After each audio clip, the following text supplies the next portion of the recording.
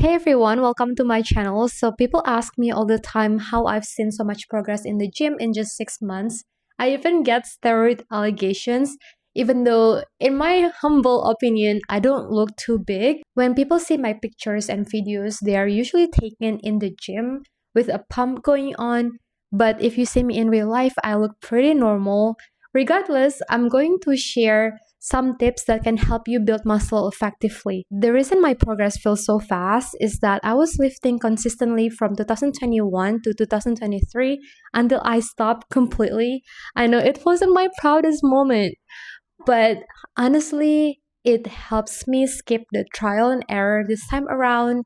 I know what to do and the mistakes to avoid. I also think muscle memory plays a huge part, even though I lost my muscle because I was so skinny when I restarted my journey this year. Alright, so the first tip I have for you is to include compound lifts in your training, such as squats, deadlifts, barbell rows, overhead presses, and to focus on getting stronger in those exercises. When I say getting stronger, it doesn't mean to lift the heaviest weights possible. I want you to pick challenging weights that you can lift for 8 to 12 repetitions with 0 repetitions in reserve.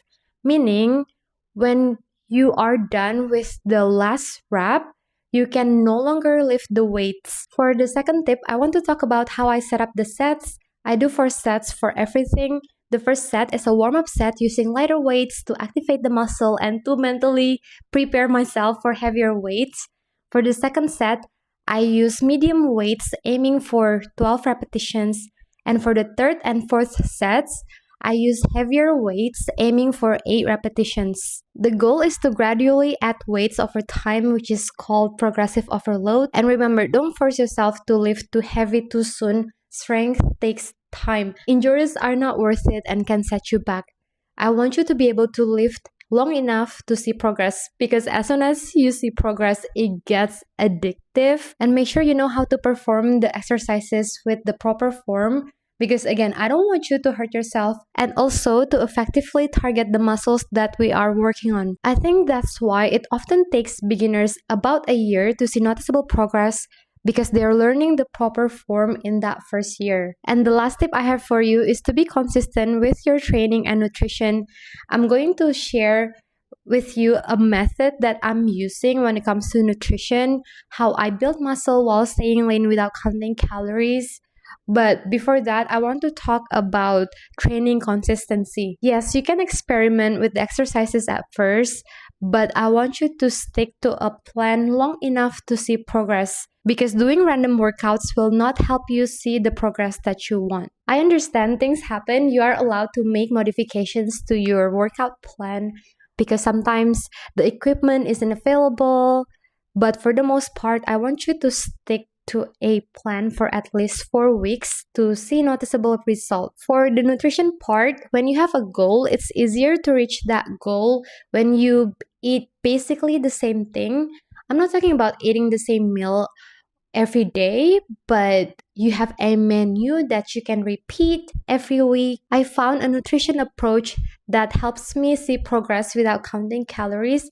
I've shared this method before, so I'm just going to insert the clip. I have a weird method that's helping me to build muscle while staying lean without counting calories. I've tried this method twice and it works. First of all, you need to know how many calories you need based on your height and weight for your goals, and also the macronutrients like protein, fats, and carbs. You can find all this information online. Just search TDEE calculator. And then you should track for a little while just to visually understand how much food you need. And then try to eat the same way, more or less. In my opinion, you don't need to count calories to the T unless you compete in bodybuilding.